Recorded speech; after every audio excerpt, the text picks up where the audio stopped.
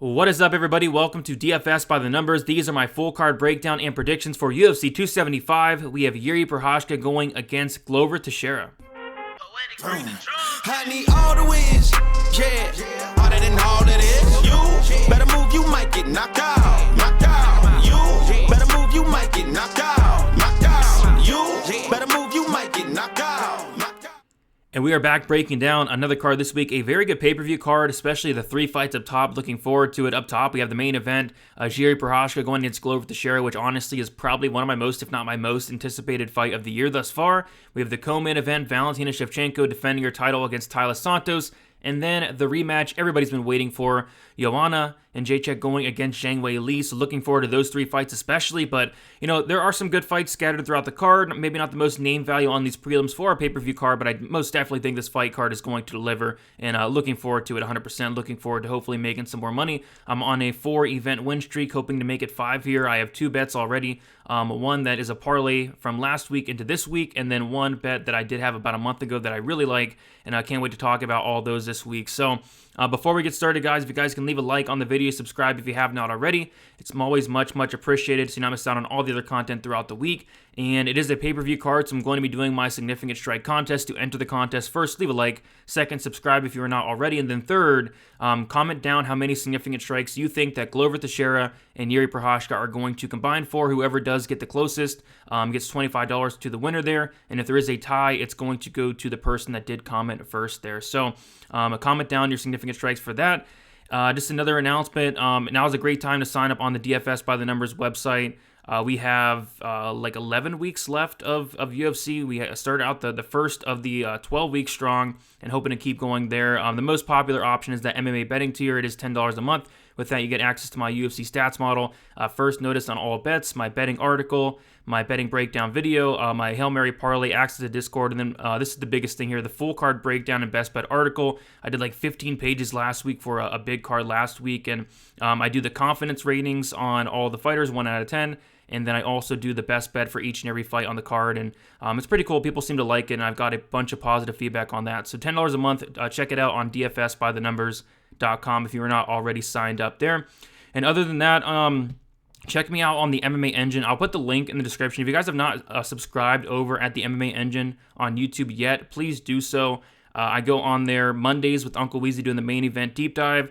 I go on there Thursdays with Propability, which is a phenomenal show where we talk about the props from a data-driven perspective and talk a lot of betting in that. And then on Friday, I do my live stream, my final thoughts, talking betting, DraftKings wins, and all that good stuff. That is all on the MMA Engine YouTube channel. So if you're not already subscribed over there, I will put the link in the description of that. And then other than that, follow me on Twitter, DFS_numbers. Instagram is DFS by the Numbers. And my DMs are always open if you want to chat, all that good stuff. But I say we get right into it, guys. We have 12 fights to break down, 12 very good fights.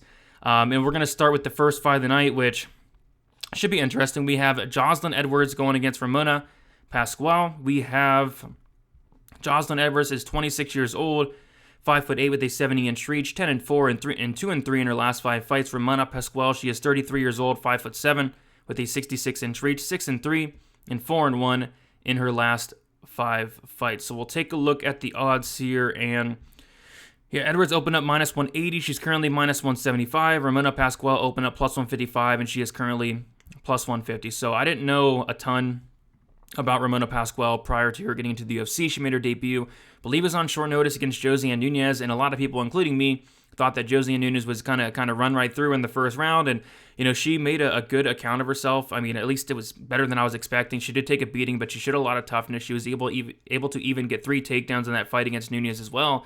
But you go and watch some of her fights outside the UFC, and there's not a ton of footage. A lot of these fights are, from a while ago, and she looks like a completely different fighter now.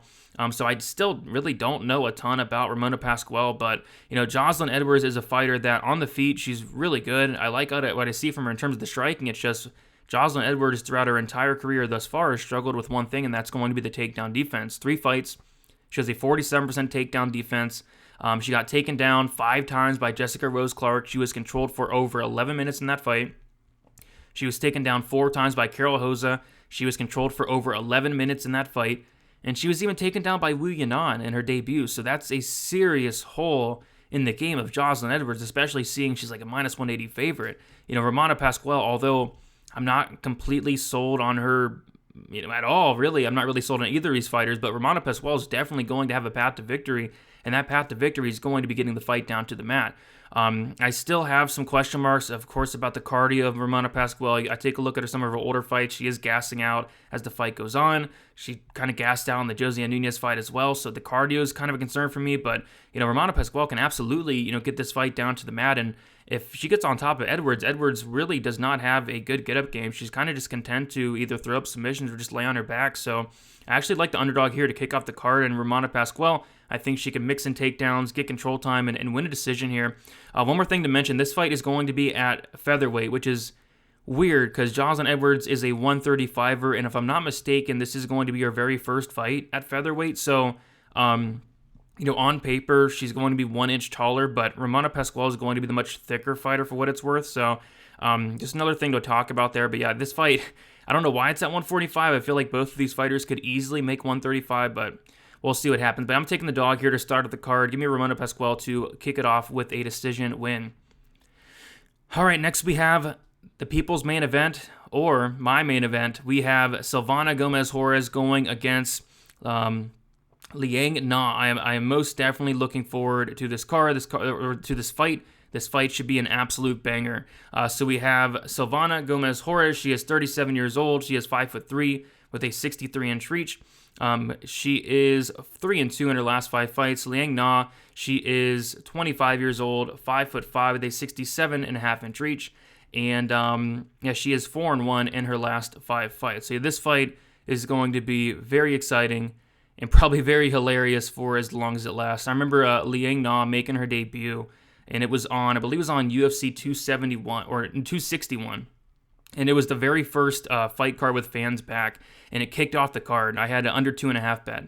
And then it was like one of the most exciting fights of the year. I mean, I had chills because, the crowd was going crazy for this fight. Like, they were going back and forth. Liang Na, she is a fighter that has a ton of experience for her age.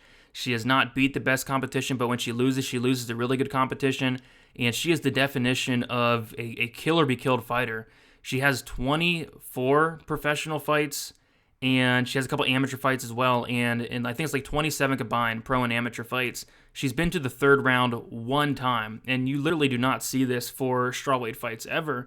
But she's going out there and finishing her opponents early, or if she doesn't, we saw in her fight against Ariana Carnelossi, like, she gasses out very, very bad. After that first round against Carnelossi, the round ended and she couldn't even get up. Her coach had to come and pick her up and take her to the corner. That's how tired she got. And that's just, how she fights, and I love it. I think it's going to be a very fun fight here. Silvana Gomez-Juarez, she is 0-2 in the UFC. Both of those fights, losses, both of those fights by submission in the very first round. I feel like Liang Na has a very legitimate path to victory here, and that is taking down Silvana Gomez-Juarez, who has a 16% takedown defense thus far, and submitting her. I feel like that is most definitely on the table. Silvana Gomez-Juarez, her takedown defense does not look good. Her ground game does not look good. Why can't Liang Na come in here with her 1 round of gas and submit Juarez in the very first round? I think that is most definitely on the table. And you take a look at it, Liang Na is actually an underdog, which, honestly, I don't get it. I really don't get it, because Liang Na has such a clear path to victory. And by the way, if you're betting it, you might as well take a shot on Liang Na in the first round, or just the fight doesn't get a decision. But, Liang Na is actually an underdog where she has a clear path to victory and getting it down to the mat and submitting Juarez in the very first round. But Liang Na opened up plus 130, currently plus 130. Juarez opened up minus 150. She's currently minus 150. I think Liang Na goes out here and submits her early. I will say, if this fight gets out of the first round, Liang Na is getting knocked out. I mean, Liang Na, she could just be so tired that they stop the fight at some point. Kind of like the Carnelossi fight. Like, she was so tired that Carnelossi was landing shots. They were barely landing, but the ref just stepped in. That's how tired Liang Na was. And on top of that, Silvana Gomez-Juarez, she can crack. She hits very, very hard. She has a good finish rate in her own right. So I think this fight finishes one way or another. Liang Na early. Silvana Gomez-Juarez, I think it could be early as well, but late. But I'm going to take another dog here, 2 in a row. Give me Liang Na to come out here and submit Juarez in that very first round. Cannot wait for this fight. It's going to be so much fun. All right, next we have Dana Bakary going against Kang Ho Kang. We have Bakary, who is 32 years old, 5'7" with a 70-inch reach, 12-3 and 3-2 in his last 5 fights. Kang Ho Kong is 34 years old, 5'9", with a 73-inch reach, 17-9 and 3-2 in his last 5 fights. Let's take a look at the odds, and we have Dana Bakary opened up as a -150 favorite. He's currently -149. Kang Ho Kong opened up +130, and he is currently +129. So this is a very interesting fight here because Dana Bakary, what is he good at?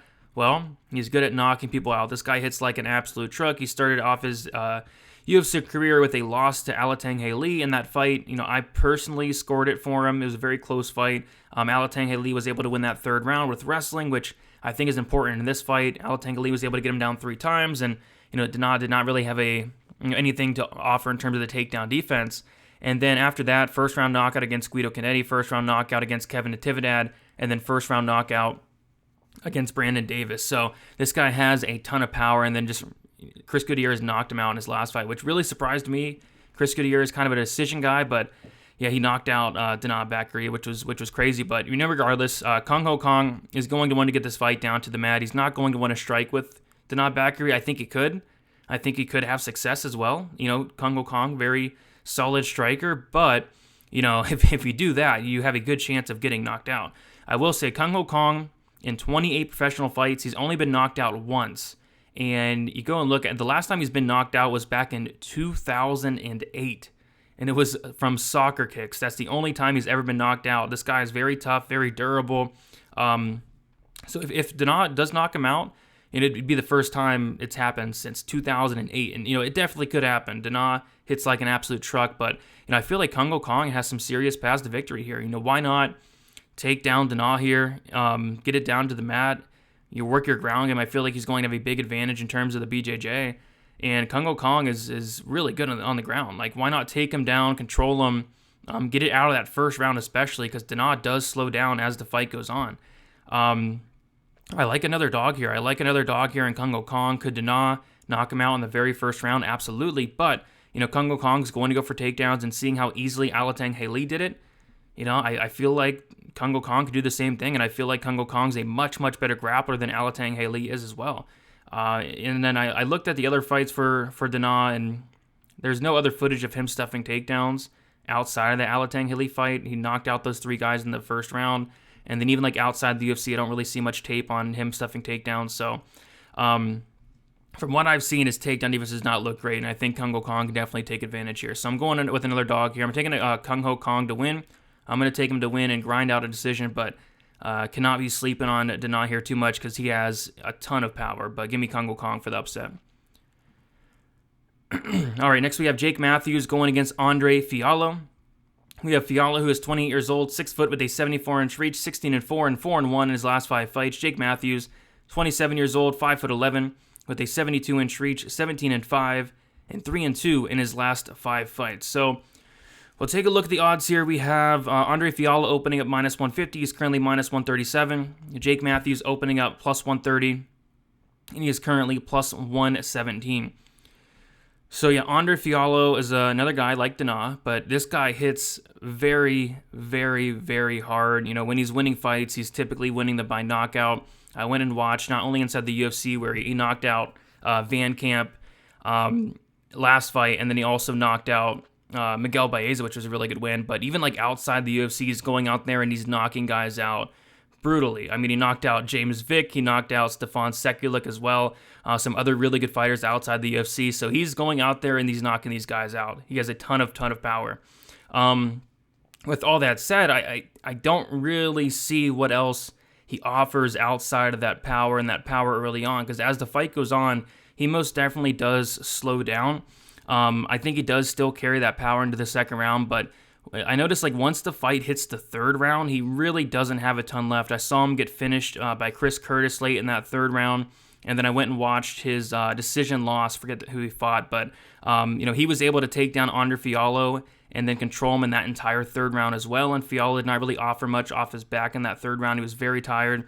So I just feel like, I don't know, I feel like if the fight does get extended, it's going to most definitely favor Jake Matthews here. But, Fialho, this guy's so dangerous. He hits extremely hard, and he most definitely could knock out Matthews, but it's another case where, I think on the feet, it's going to be very competitive. Andre Fialho was losing striking exchanges to Cameron Van Camp. Cameron Van Camp even hurt Andre Fialho at one point. Fialho kind of, low volume, very hittable, kind of slow, but the power is that X factor for Fialho there.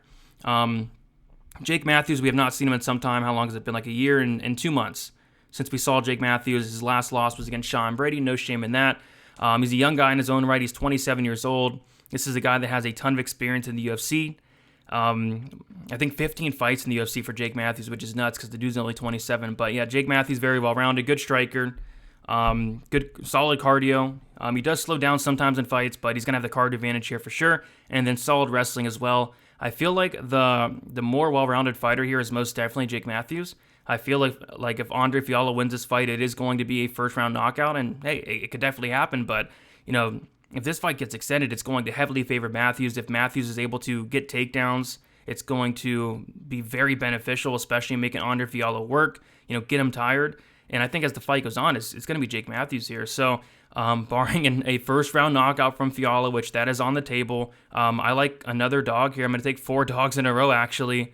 And I'm going to take Jake Matthews for the decision upset here. So give me Jake Matthews for the win. Give me Jake Matthews to survive the early storm, not get knocked out, and get that decision and win. Jake Matthews has been knocked out before, but it was a TKO against Kevin Lee when he was really, really young. Kevin Lee got him in a bad spot and knocked him out. Ref stepped in, but he's never been knocked out on the feet. Could happen here, but I like Jake Matthews for the upset. All right, next we have Steve Garcia going against Maheshate.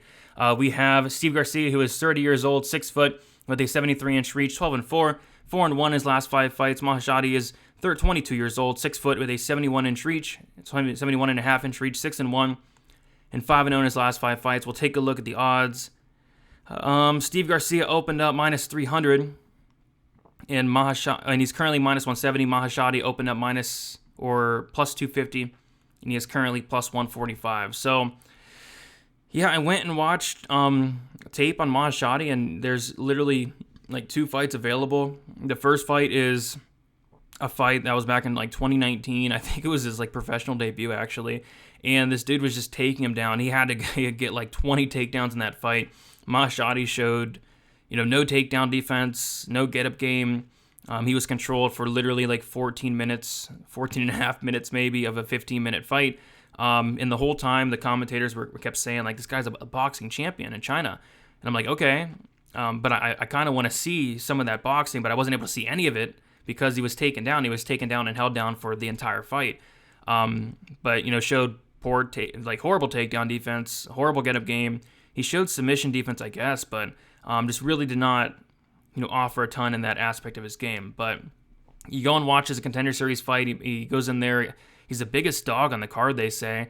And he goes out there and he looks somewhat okay. I mean, for being the biggest dog, especially, he was able to get the win. In the first round, he clearly loses. He gets hurt bad, almost finished. And then he comes and he wins the second round, and then he wins the third round as well.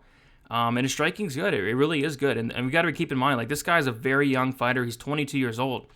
22-year-old, solid boxing, showed some good knees as well. I mean, I like what I see from the guy in terms of the striking. Has some power as well, shows some toughness. There's a lot of things to like about Maheshate, but there's also a lot of things not to like. Like, from what I've seen, the takedown defense looks very bad. Like, even the striking in this fight, especially against Steve Garcia, like, I probably just favor Steve Garcia everywhere, honestly. I'm not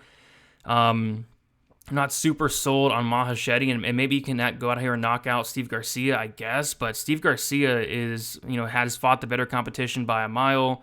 He's more experienced by a mile. He's going to have a reach advantage. He has more tools on the feet. Like, Steve Garcia on the feet's really good. Mixes it up with elbows, knees, very dangerous. He goes after it. I love the forward pressure of Steve Garcia. But this is a fight where if I'm Steve Garcia, I'm just taking this fight down to the mat. Like, Maheshate is not going to be able to stuff a takedown here. Like, if you're Steve Garcia, just get this down to the mat and pound this guy out. We saw that Steve Garcia in his last fight against Charlie Ontiveros did just that. He was able to get down Charlie Ontiveros 3 times, was able to eventually finish him. His ground and pound looks really good as well, and I feel like that is most definitely on the table. The reason why I can't be too confident in Steve Garcia here is because Charlie Ontiveros knocks this guy down 3 times. He knocked him down in the first 10 seconds of the fight. He knocked him down at the end of the first round, and it looked like he knocked him down or hurt him bad in the second round as well, the beginning of the second. So, how good is Steve Garcia's chin? I'm not so sure, and Maheshate can hit hard. So, maybe Maheshate could come in here and knock out Steve Garcia, but, Steve Garcia is just the much, much better, well-rounded fighter here. So, I think Steve Garcia, I think the odds makers, honestly, were onto something, opening up at minus 300. Obviously, I wouldn't lay minus 300 on Steve Garcia, but he very well should look minus 300 here outside of, getting knocked out early on. But yeah, Steve Garcia, I think he's the better striker. I think he's the better wrestler, the better grappler. He should be able to go out here and take down Maheshate and finish him early on. So yeah, money is starting to come in on Steve Garcia here, rightfully so. But again, that Ontiveros fight, like getting dropped 3 times by Ontiveros is kind of the one thing that's making me be super confident in Garcia here. But yeah, Maheshate struggles with the ground game. I remember watching the Contender Series, and his opponent was talking about how he's happy with this matchup against Maheshate because he knows that Maheshate's not going to try to take him down. And I thought that was funny because I thought that Maheshate's probably thinking the same thing. His opponent's not going to take him down. And neither guy, I believe, shot for a takedown on the Contender Series. But you best believe Steve Garcia is going to go for takedowns here. He's going to get them, and then he's going to finish Maheshate in the very first round. So give me Steve Garcia for the win. Should be a fun fight for as long as it lasts. It's a really weird fight, but I like Steve Garcia here to get it done. And I like him to get it done by a very first-round knockout. All right, next we have Seung Choi going against Josh Culibao. We have Seung Choi, who is 29 years old, 6 foot with a 74.5-inch reach, 10-4, and 3-2 in his last 5 fights. Josh Culibao, 28 years old, 5'10", with a 73-inch reach, 9-1, and 3-2 in his last 5 fights. We'll take a look at the odds, and Seung Choi opened up minus 250, is currently minus 230. Josh Culibao opened up plus 210, and he's currently plus 195. So, yeah, pretty simple fight to break down here. We have a striker versus striker, and I bet Seung Choi's pretty happy about that because you take a look at Seung Choi, and when he started his career, he debuts against one Movsar Evloev. Evloev takes him down 5 times, controls him, wins a decision against him, and then he goes against Gavin Tucker. Same thing. Gavin Tucker takes him down, ends up finishing him with a choke in that 3rd round. So, people are trying to take him. Like Yusuf Zalal took him down 3 times as well. I'm sure Julian Erosa would have liked to mix in some takedowns, but he got knocked out before he could do so. And then, obviously, Alex Caceres was able to submit Seung Choi, took his back standing there and got him out of there. But, Seung Choi, people are going to try to take him down, and why would they not? This guy's a very, very good Muay Thai striker. This guy hits very hard. We saw that against Julian Erosa. He looked good in that Erosa fight. I remember watching that fight, and, the first punch that landed, like, you could tell, like, yeah, he's going to knock this guy out, and then he knocked him out about a minute later. So, I really like Seung Choi. I like him in this fight. I think it's a good fight for him. Josh Culibao, he's a guy that, thus far in the UFC, 3 fights, he has a 0% takedown accuracy. He's attempted 11 takedowns, has not been able to get one of them. Against Jalen Turner, he was 0 for 3 on takedowns. Against Charles Jourdain, he was 0 for 7 on takedowns. And then against Shalian Nernabeke, he was 0 for 1 on takedowns. So he just has not been able to get a takedown yet, and I think he's going to try him here, but, Seung Choi's takedown defense has looked much improved against Zalal. Zalal was able to get him down, but he was able to pop right back up. So, Seung Choi is most definitely working on that part of his game, the takedown defense, the get-up game. And I just don't see Josh Culibao having success in being able to take him down. I think this fight does stay on the feet. And at that point, I got to favor Seung Choi here. I think he's the better striker. So, yeah, pretty simple fight to break down for me. Pretty straightforward pick here. Give me Seung Choi to win. Give me Seung Choi to win by decision. All right. Next, we have Brendan Allen going against Jacob Malkoun. We have Brendan Allen, who is 26 years old, 6'2", with a 75-inch reach, 18-5, and 3-2 in his last 5 fights. Jacob Malkoun, 26 years old, 5'9", with a 73-inch reach, 6-1. And 4-1 in his last 5 fights. So, we'll take a look at the odds here. Brendan Allen looks to be the second biggest favorite on the card. Opened up minus 190, currently minus 270. Jacob Malkoun opened up plus 165, and he is currently plus 230. And I completely agree with the odds. I completely agree with the line movement. I think Brendan Allen honestly destroys Jacob Malkoun here. Jacob Malkoun is a guy that has been getting it done as of late and has been getting it done as a dog. He made his debut against Phil Hawes. He got starched in 18 seconds. And then against Abdulrazak Alassane, he was a big dog. Went out there, took down Alassane 8 times. And then he went in there as a dog against AJ Dobson. He took him down 6 times and controlled him. And he showed good things in that fight. But there is a big, giant, massive difference between Abdulrazak Alassane, AJ Dobson, compared to Brendan Allen, who Brendan Allen is a legit black belt. Like, people might not remember, but, Brendan Allen went out there, he out-grappled Kyle Dawkins. He reversed him 4 times in that fight. He went out there and out-grappled black belt Kevin Holland, submitted Kevin Holland, and I just find that funny that he went out there and submitted Kevin Holland in the second round, where, Marvin Vettori took Kevin Holland 5 rounds. Derek Brunson took Kevin Holland 5 rounds. And I think that was the only time Kevin Holland's ever been submitted, and it was against Brendan Allen. Like, Brendan Allen's ground game is absolutely no joke. He was able to reverse Tom Breeze, was able to get on top and pound him out as well.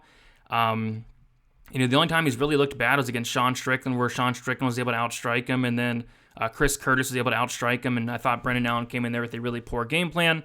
But, this is a fight where, Brendan Allen's going to have the striking advantage. He moved to Sanford a couple fights ago, and he's been looking much better. Like, his striking has been looking a ton better compared to now than, back early in his career. And he's going out there, he's winning striking exchanges against guys like Punahele Soriano.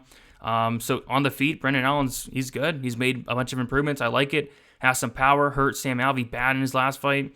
And then on the mat, like, that's his bread and butter. He has not went to it as much lately as I'd like to see. But when he does go to it, he's having success, submitting Carl Roberson, submitting Kevin Holland, out-grappling Kyle Dawkins. All those guys are very, very good. I just don't think that Jacob Malkoun is going to go out here and outstrike Brendan Allen. I think that's completely off the table. I think if Jacob Malkoun tries to strike with Brendan Allen, Allen knocks him out. And then I think if Jacob Malkoun takes down Allen, I think he could, but is he going to be able to out-grapple Brendan Allen? I really don't think so. I think if he does take down Allen, I think Allen reverses him, gets on top, and finishes him there. And then if Allen's able to get on top of Malkoun and take him down, I think Malkoun is in for a very, very rough night. So I'm just struggling to see, how does Malkoun win this fight? Is he going to go out there and take down and control Brendan Allen for 15 minutes? Like, I doubt it. Yes, he was able to do that against Abdulrazak Alassane, but Alassane is, not a good grappler, has no cardio, has no takedown defense. AJ Dobson, that was his debut. He actually lost the first round of Dobson, but he did take over as the fight went on. This is Brendan Allen. This is a different animal. I think Brendan Allen kind of runs through Jacob Malkoun here. Give me Brendan Allen to win. I'm going to say first round. Heck, you see it being a KO or a sub. I'm going to say first round KO for Brendan Allen, whether it's a TKO or on the feet. I think Brendan Allen makes quick work of Jacob Malkoun here. But yeah, I love Brendan Allen in the spot. Next we have the main card opener. Jack Della Maddalena going against Ramazan Emeev. We have Jack Della Maddalena, who is 25 years old, very young, 5'11", with a 73-inch reach, 11-2. And 5-0 in his last 5 fights. Ramazan Emeev, 35 years old, 5'10", with a 68.5-inch reach, 20-5, and 3-2 in his last 5 fights. So we'll take a look at the odds. And Maddalena opened up plus 130. He's currently minus 150, so the line's completely flipped. Ramazan Emeev opened up minus 150, and he's currently plus 130. So yeah, this is a tough fight for me because I love what I see from Jack Della Maddalena. I really do. This is a guy that his striking's phenomenal. He's going to have a massive striking advantage here. Like, this guy's combinations are no joke. His power is no joke. He has sneaky power. Like, it looks like he's barely touching these guys, but when he touches them, he's hurting them bad. He's putting guys out cold. This guy's no joke on the feet. I believe he's a brown belt in BJJ from what I remember. I have not seen his ground game tested that much, though. I went and watched pretty much every fight I could of Jack Della Maddalena, and he's taken down once on the Contender Series against Angalusa. There was a really good scramble where he was able to kind of end up on top and kind of stand up against him. That was good to see. But I went and watched the fights outside of that, and there's not a lot of footage of guys really trying to take him down. And when there is, he's getting taken down here or there, he's able to pop right back up. But I would just like to see more in terms of the takedown defense, especially for this fight, because that's a big part of this fight. Ramazan Emeev, that's his game. He's going to go out there and he's going to try to take you down. Ramazan Emeev, I believe, has attempted like over 50 takedowns thus far in his UFC career. So, how good is Della Maddalena's takedown defense? It looks good to me, but I would like to see a little bit more. His get-up game looks good to me, but I'd like to see a little bit more. His ground game looks good to me, but again, I would like to see a little bit more, and trust me, we're going to see a lot, and we're going to see that tested in this fight here. So that makes this fight very intriguing to me. And it's a big step up in competition. It's a big, big step up in competition. His debut was against Pete Rodriguez. Pete Rodriguez is a guy that finished all his fights with in 60 seconds, something crazy like that. And Della Maddalena went out there. He finished him in the first round, but it's a big step up going from him, Pete Rodriguez, to Ramazan Emeev here. So it's a tricky fight to call. I do want to mention that, we take a look at the fights the last few weeks. What are the judges looking at? The judges are looking at the damage that is happening rather than the people getting controlled against the cage. They're not really scoring that, right? They did not score Zalga Sumagulov, controlling Molina against the cage and doing nothing, right? They didn't score that. They did not score Holly Holm controlling her opponent against the cage and doing nothing. Ramazan Emeev is probably going to control Della Maddalena here. He's probably going to get him down. He's probably going to do nothing with it. So, and then when it's on the feet for any period of time, it's going to be Della Maddalena really hurting this guy bad, if not knocking him out. So I think the damage is most definitely going to be in favor of Della Maddalena here. So for that reason, I do lean with him, but I just feel like we're kind of counting out Ramazan Emeev a little bit. This guy's 20-5, and he is 20-5 for a reason. He's a good fighter. He has good fight IQ, but I really do believe Della Maddalena is the next big thing, but my goodness, this is a step up in competition. They are really pushing him here because Pete Rodriguez to Ramazan Emeev is a huge, huge step up. But like I said, I think the judges are going to score that damage. I think he really, really, really hurts Ramazan Emeev on the feet or even knocks him out. And I'm actually going to take him to win by knockout. This dude hits hard. I don't think Ramazan Emeev's striking is on the level of Della Maddalena. If it's on the feet for any period of time, Maddalena is going to be very live for a KO. So I'm going to take Della Maddalena to win. I'm going to take him to win by knockout in the second round. But a very tricky fight to call, it really is. But give me Della Maddalena, the much younger fighter by 10 years. I think that's huge. Going to have a big reach advantage as well. That's big. The bigger fighter as well. Give me Della Maddalena to come out here and get another knockout win. All right, next we have Rogerio Bontorin going against Manel Kape. We have Manel Kape is 28 years old, 5'5" with a 68-inch reach, 17-6 and 3-2 in his last 5 fights. Rogerio Bontorin, he is 30 years old, 5'5" with a 67-inch reach, 17-4 and 2-3 in his last 5 fights. We'll take a look at the odds, and Manel Kape is a big favorite. Opened up -220, currently -220. Bontorin opened up +185, and he is currently +185. So this is a very interesting fight here. Manel Kape is a guy that, I actually did fade his first couple fights in the UFC, and the reason I faded him was you take a look at some of his fights outside the UFC, and he is taken down. He is able to be controlled as well, and I thought that, Alexander Pantoja could come in here with that game plan, and it was actually Manel Kape that took down Pantoja twice, and, Kape still lost the fight, but I thought that would be a legitimate path to victory for the black belt and Pantoja, but he didn't really go to it. And then I thought the same thing with Nicolau. I had a bet on Nicolau. I expected Nicolau to go out there and take down Manel Kape, and he did. In the first round, he had some success, but as the fight went on, Manel Kape was able to stuff those takedowns easier and easier. And what I noticed was Manel Kape's improving a ton, especially in terms of the takedown defense, the get-up game. His takedown defense is really good. His get-up game is really good. I believe at this point he's either a brown belt or a black belt.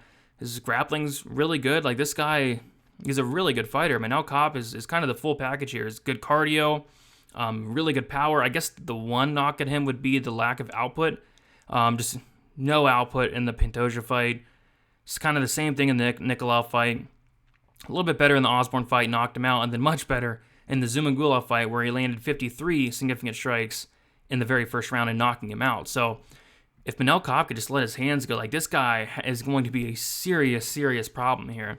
Bontorin, yeah, he will have a path to victory. This guy works on his farm in Brazil. He has that farm strength. This guy's very strong. He had 8 takedowns in his last fight against against Brandon Royval. 8 takedowns, but he actually lost the fight, which I don't know.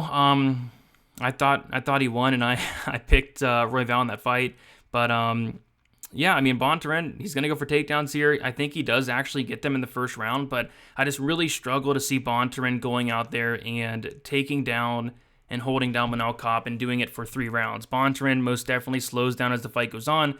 He's very good early on.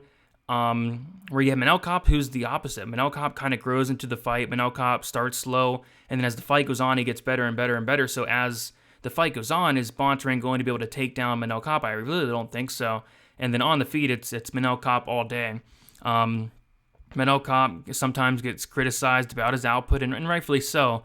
But Bontorin is like even worse. Bontorin barely throws anything. He's landing like 2.63 significant strikes per minute.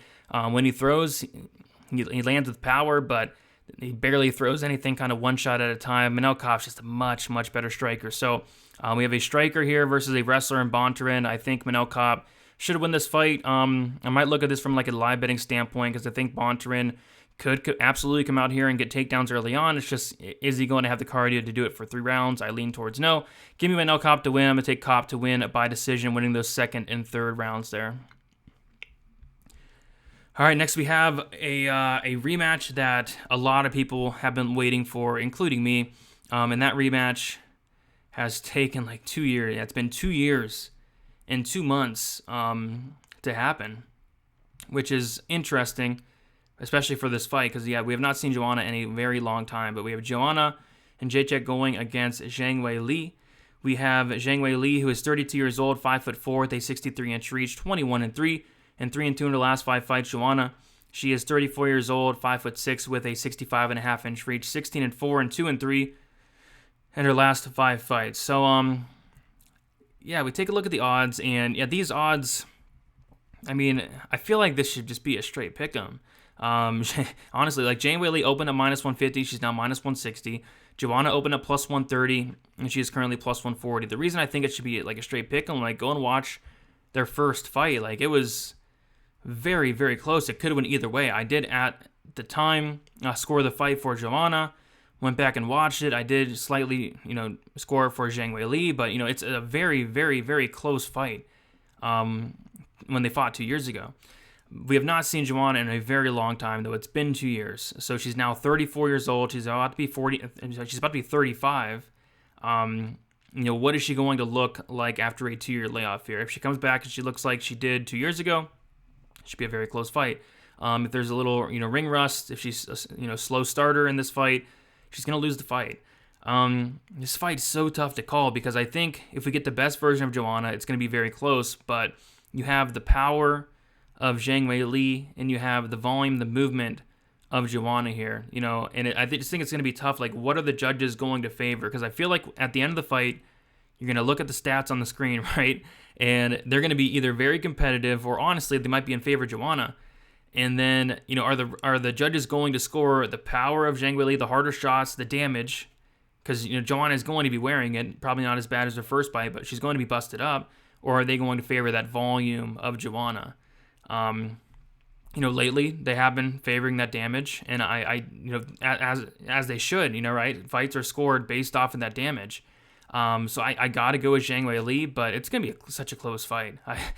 People are, complaining about the Jeff Molina fight on Twitter. I see a lot. They were complaining about the Holm Vieira fight for like 2 weeks. It was a while. I feel like this is another one of those fights where there's going to be a lot of people upset at the decision. I can see it already. This fight's going to decision. It's going to be super close. Whoever you bet on, whoever you pick, that's probably who you think wins, and you're probably going to be very upset if it does go the other way. But I'm going with Zhang Weili here. I like she's been more active. I like the power. I think she's going to inflict the damage here, but it's going to be a razor close fight here. But I'm going to take Zhang Weili for the win. I guess one more thing to note. Zhang Weili was not training at Fight Ready for this camp. Looks like she was training somewhere out in Thailand for what it's worth. Bang Tao, I think it's called. So, whether that is a good thing, a bad thing, I don't know, but she's not been training at Fight Ready. So I'm not sure she's going to come in here, trying to go for takedowns. And if she does, Joanna, very good takedown defense, very good get-up game. And in the first fight, Joanna did a really good job at stuffing the takedowns. And when she did get taken down, she got back up. So I don't think it's a factor. I think these fighters just go, stand and bang. I think it's going to be a very exciting fight. I'm with most people in thinking that I wish it was 5 rounds again. But 3 rounds here. I guess one more thing to mention, this is in the bigger cage. I think their first fight was in that smaller cage there. So maybe that plays a factor. But yeah, I like Zhang here to win ever so slightly, but it's not something to really be confident in. And on top of that, you got to trust the judges to get it right as well, and that's just impossible. So give me Zhang Weili to win. Give me Zhang Weili to win by decision. All right, next we have the co-main event. We have a title fight. Valentina Shevchenko going against Taila Santos. We have Valentina Shevchenko, who is 34 years old, 5'5", with a 65.5-inch reach, 22-3, and 5-0 in her last 5 fights. Taila Santos, 28 years old, 5'6", with a 68-inch reach, 19-1, and 4-1 in her last 5 fights. So we'll take a look at the odds, and yeah, kind of surprising, honestly. Shevchenko opened up minus 600. She's currently minus 550. Taila Santos opened up plus 400. She's currently plus 400. The reason I say it's surprising is if you take a look at Shevchenko her last couple fights, she closed minus 1,250 against Lauren Murphy. She closed minus 1,300 against Jennifer Maia. She closed minus 1,100 against Liz Carmouche. She closed minus 1,100 against Jessica Ai. She was minus 950 against Priscilla Ketchabeating. She was even minus 300 against Joanna back in the day as well. So yeah, I mean, she's only minus 550 here against Taila Santos. I think that's very interesting. But, Taila Santos is a fighter that I've been on the Taila Santos bandwagon the last few fights. I have been all over Taila Santos. I had a big bet on her against Joanne Wood. I had a big bet on her against Roxanne Modafferi. I believe I bet on her against Jillian Robertson as well. I have been a huge fan of Taila Santos, but this is where I most definitely hop off that Taila Santos train. This has to be like one of the biggest steps up in competition I've ever seen. I mean, going from a wash Joanne Wood, who's, if she's not retired yet, it's coming, to fighting Valentina Shevchenko, like that's a huge step up in competition. And you take a look at the career of Taila Santos, I'm trying to figure out her best win. Like, who's her best win? Is it Jillian Robertson? Is it Molly McCann? Is it Roxanne Modafferi? Is it Joanne Wood? Like, I guess her best win is probably Joanne Wood, but what's that saying, especially where Joanne Wood is at in her career? It's not saying anything. And then on top of that, she lost to Mara Barella just a couple years ago. And I will say, like, I don't look into that fight that much because she was talking about how she had, the jitters. She was very, very nervous, but is she not going to be nervous for a title fight and co-main event in front of fans? So, I mean, that Barella fight's not a good look. Barella was able to take her down twice. She was able to control Taila Santos. Taila Santos, her gas tank didn't look great. Just a very, very bad look there. And yeah, she dominates Molly McCann. She dominates Jillian Robertson. She dominates 40-year-old Roxanne Modafferi, and she dominates a washed Joanne Wood. Like, what's that saying? Does that mean she's going to go out there and be competitive with Valentina Shevchenko? I just don't think so. Valentina, I feel like she runs through Santos here. I mean, I just don't really see how, or where does Santos win this fight? Is she going to outstrike Valentina? I don't think so. I think Valentina is the much faster striker. She has some power as well. Is she going to take down Shevchenko and do that for 5 rounds? I doubt it. I don't think she has the cardio to do that. Taila Santos has never seen a 4th and 5th round as well. That's another thing to mention. I don't know. Valentina's going out there and she's knocking out Lauren Murphy when everybody said that she couldn't do it because Lauren Murphy's so tough. She's finishing Jessica Andrade in the 2nd round. And I remember that fight, like, there were a lot of people on Jessica Andrade that night for the upset.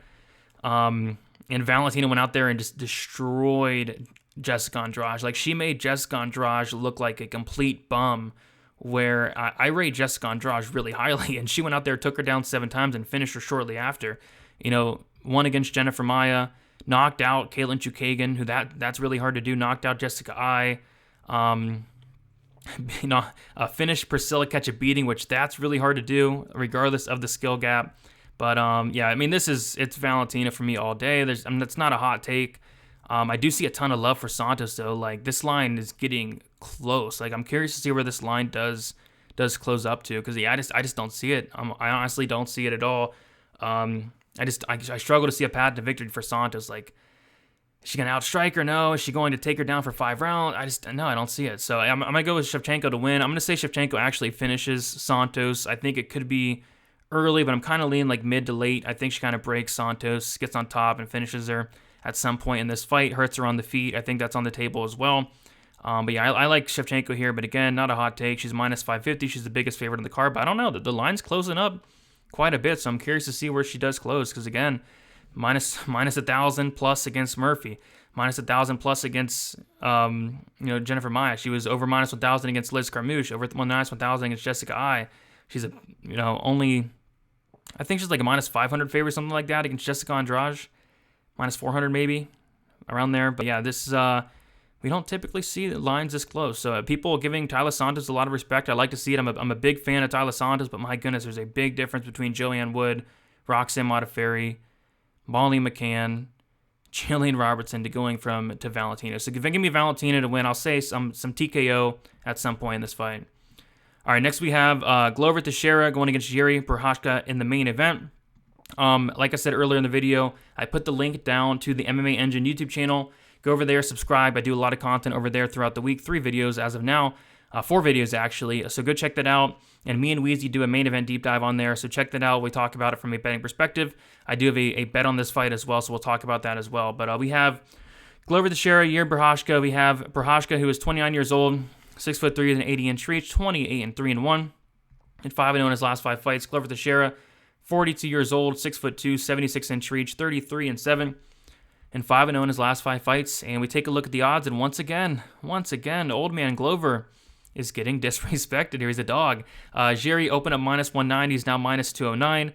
Glover opened up plus 165. He's currently plus 179. So yeah, like I said, once again, Glover's a dog. He's been getting it done, and he's been getting it done as a dog. He closed at a plus 245 favorite against Jan Blachowicz. He closed as a plus 205 underdog against Jan Blachowicz, a plus 205 underdog against Thiago Santos. He's about to pick him against Nikita Krylov. About to pick him against Culibao. Like, this guy never gets respect on the money line, really.